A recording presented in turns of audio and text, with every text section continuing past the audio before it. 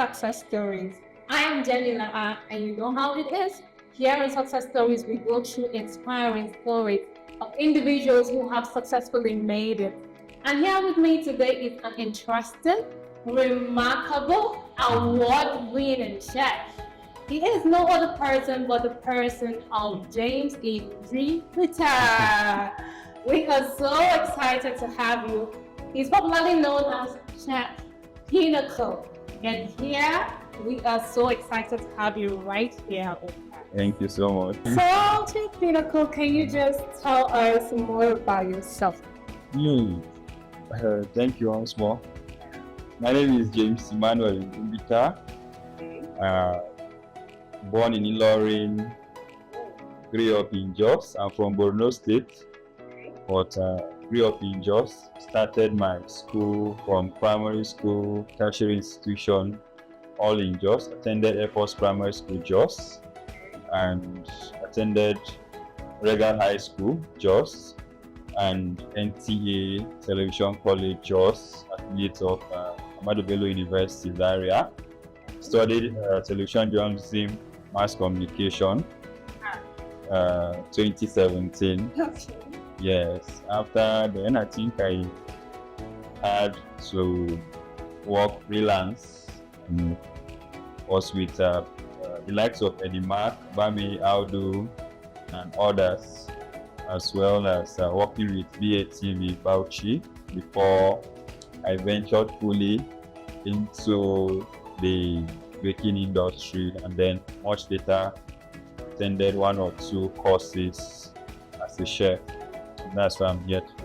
Interesting. So it looks like you did a lot of things before you finally got here. Yeah. The mass com, the freelancing, Yeah. all together. So All together. how did you know that you were actually going to do this? What was the inspiration? I like doing things with my hands. I love my mother's kitchen space. Oh, Seriously, at a point, I was occupying her kitchen for a very long time, putting away a lot of her gadgets and then bringing mine. I go to the market, buy maybe one stove or oven. I try as much as possible to shift away hers to occupy the kitchen space. I started small. Even during the university days, I make things like fish roll and egg roll from 100 level, wow. and I was selling there in NTA Television College then. I had a lot of laughs though, yes, no problem. But those are things that kept me going because I had passion to create or make things that people will eat and then be happy with. I think that's what made me kept going, because of the passion actually. Because I discovered at a point passion pays my bills a lot. That's why I kind of gave in more energy into working as a chef. So, some people will say passion is not if you want to food on the table. Sure. Okay. They say passion does not put something on the table, but you have factors that fuel the passion. You cannot just have passion alone, but you must have factors that fuel your passion, of which business and entrepreneurship mostly is a living thing. I see it like a living thing, and you have to feed it and water it. If not, it's not going to grow at all. It's not going to have life.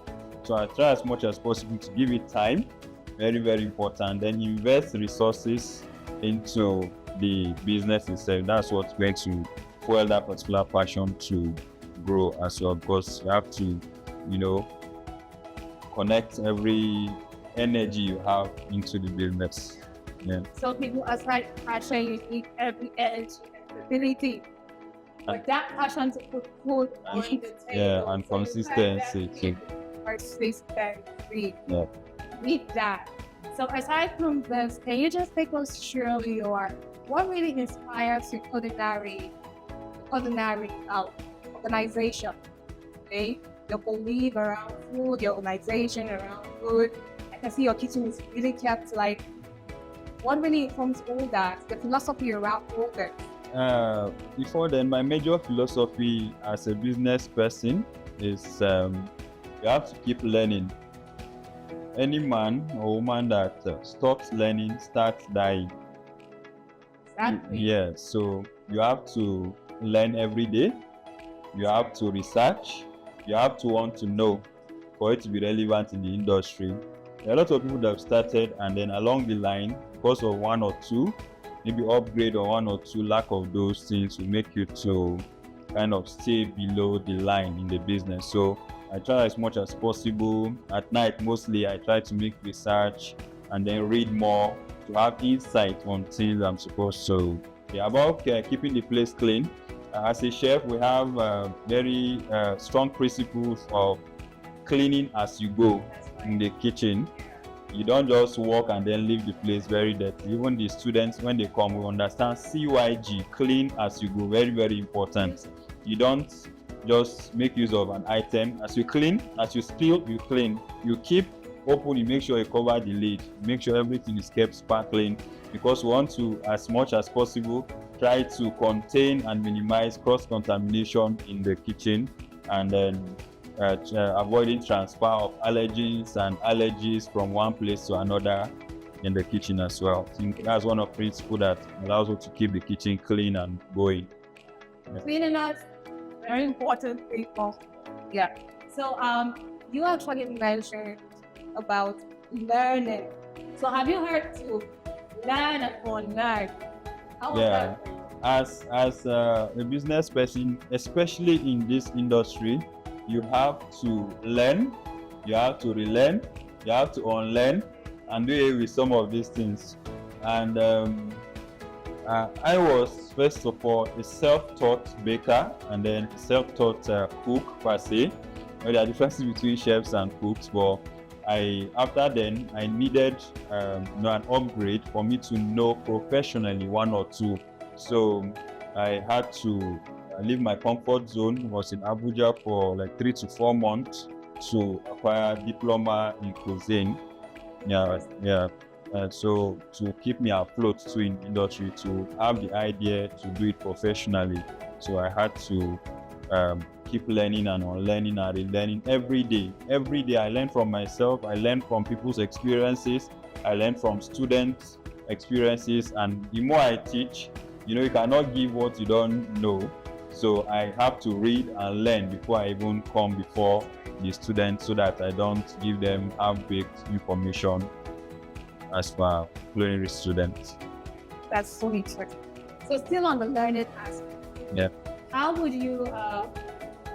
you describe or differentiate on the role of mentorship? Mentorship is very, very important in this industry. Myself, I'm under the mentorship of a lot of chefs that are bigger than me. Even at this level. Yeah. Yeah, you can't be an island on your own. You have to have advice from people, learn from other people and others. My mentor and guide, I have Chef Ponchak, which is program director, Chef Mentors Embassy. We have the likes of Chef NJ, the admin director, Chef Mentors Embassy, Chef Ace in Lagos. These are people that I look up to, and then they serve as my guide in the industry. And other chefs outside the shore of the country as well. All right. So still on the mentorship, as you have been mentored, I believe your mentorship is so many others. So Of how course. do you handle it? What is your inspiration in doing this for them? Yeah, because at Pinnacle, we don't just teach you and leave you to go. We have to guide you through the journey, especially understanding the culinary entrepreneurship. A lot of people after the class, they tend to get lost. They tend to get lost after the class. They don't know what next to do. So we absorb them to be close to us by guiding them through the journey, by making them to understand that there are different paths in the industry that they can follow to make money as per business. So under the guise of Chef Mentors Embassy, shout out to every member of Chef Mentors Embassy. But it's very, very important that we guide them. We have probatory group that we send to the admin directors. Then after a while, we see how serious they are, and then they have been absorbed into the main group, so that they have connections and then tutors and guide and other activities that will help them to stay in line in the industry as well as per aspiring chefs. Rest. So shout out to all those inventors out there who have helped Chef Pinnacle to get to this very stage in its journey. And yeah, I'm excited to know about the name. The name Pinnacle. Please shed more light on that. What Okay. inspired it? Before now, I was using James in Dreambita. That's what I was The using. actual name.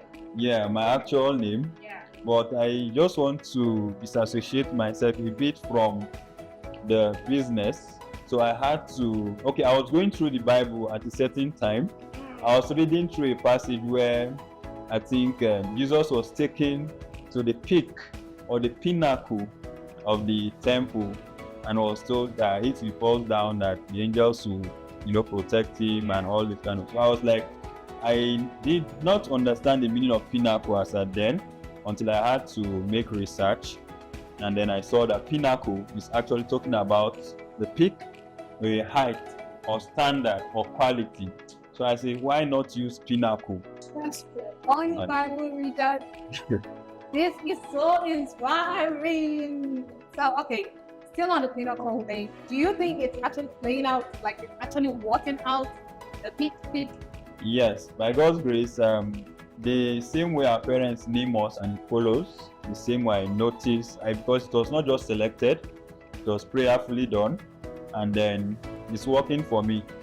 From the beginning, I started using Pinnacle, named I think there's a product we call Pinnacle yogurt, and then it's everywhere, sent as far as Lagos, Abuja, and other states in the country. Pinnacle yogurt is going far. And Pinnacle Culinary School, which is a subsidiary of Pinnacle Cakes and More. People come from different parts of the country for training here at Pinnacle. I'm sure it's because of the name, and we're still going higher, getting to the peak, and we understand the sky is maybe our starting point by God's grace. Wow, I am so happy to hear that names are really important. Like you're choosing a name for a business twice. Yeah. We just want to know, basically, what is your favorite dish? What is that particular dish you love making? Or your particular signature? We have a signature Pinnacle Jollof. I like making farinaceous dishes, of which farinaceous dishes are dishes made from pasta and rice and others. Then a little bit of Afro fusion, trying to arrange a bit of African dishes fusion with continental dishes to make it, nice and all that. Fine dining activities mostly too. But I don't have a favorite dish. Really? Yes, I mostly don't eat what I make. Yeah. Why? Sometimes because of you working here and there, you tend to, get used to the flavors and aromas, and when I close, it's so funny enough that I just go back to taking gari to save gari. Like my birthdays, mostly you see my friends sending me gari and granite as gifts because they know what I love. Or kunozaki, mostly, very very funny. I order kunozaki to just take, and then I take fruit a lot too. That's what's sustaining me, especially when I'm hungry, feeling tired, and weak. I take a lot of fruit. Yeah, because I know that a lot of chefs are actually like foodies, and it shows on how they look. So Because I'm so skinny. How do you handle that? Actually, sometimes if I'm really hungry and I'm craving for something, I don't take it from my kitchen, I order elsewhere. Yeah, I think I derive pleasure eating outside too. Not what you make. Not what I make. Sometimes because I'm used to seeing what I make, so I try to get it elsewhere and then satisfy my cravings. Interesting. Yeah. So moving on, we know that every entrepreneur experiences obstacles and challenges. So we really want to know, what are your obstacles in this line of business? Then how did you get your way around it? Okay. as a man in this line of business, mostly you tend to work more around ladies. Hey. Yes, you tend to work more around ladies, even students coming from different places. They are mostly ladies. Just once in a while, we have students, 1 or 2 students that are males, and to an extent, if as a man you are not disciplined, you are going to fall. You are going to fall. So relationship-wise, this time around, you tend to have issues with your relationship. Sometimes if the lady is not mostly understanding about the fact that you're always around women, and then you have to always keep trying to explain to her that no, nothing is going on between you and these ladies and all that. But as a person, I've come to realization that you have to be disciplined. You cannot date everybody. They can come plenty, but you cannot date everybody at all. So we try as much as possible to curtail and contain that obstacle, because it's temptations come. I must say temptations come, but if you have things to do with most of these students, one, you are going to spoil the learning environment, and then they will not learn, and yourself will not be professional enough to deliver. So try as much as possible to close the gap, and then give gap between you and the students to an extent that they will all learn from you and you learn from them, making the learning environment suitable for every student coming around.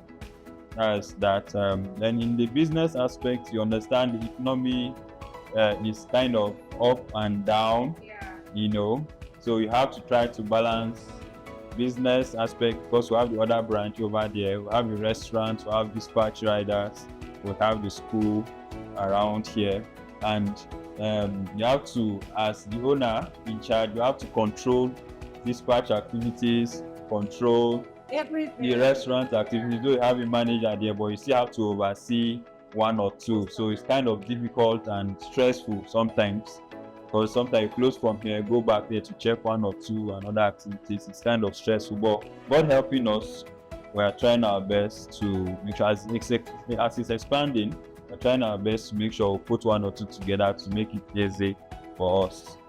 Wow. You sound like a very disciplined person. And still on that, I would just really want to personally, what personal beliefs and practices have enabled you to success so far? One major thing is God. Yeah. I'm not perfect, but I don't take God's grace for granted.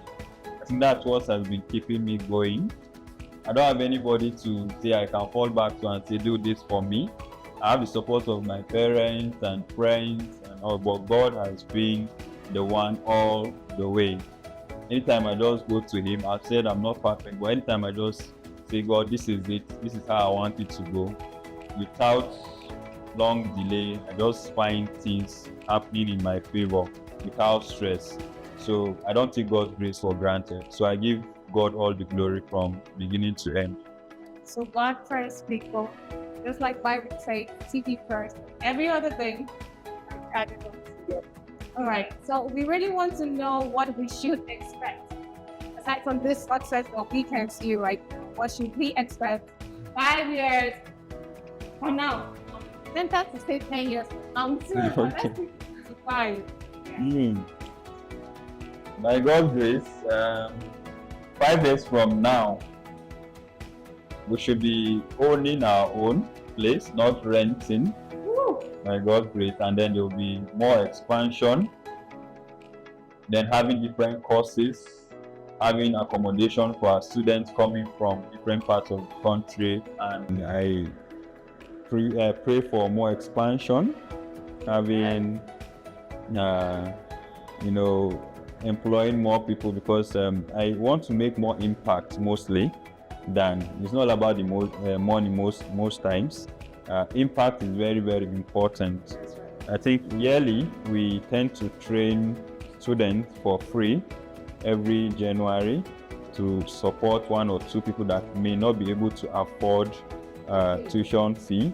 So we have a selection method that we do. So yearly, every January, we tend to train some people for free, and it's been one of the major drive for reaching out to those people that cannot be able to afford that. I will not say less privileged, but some people have the money and then they have the passion rather, and have dreams to becoming what they want to be. So help them to be what they want to be by providing free training for such people. Sometimes 10 in the starting of the year. Those are the things we start with before entering major trainings like that.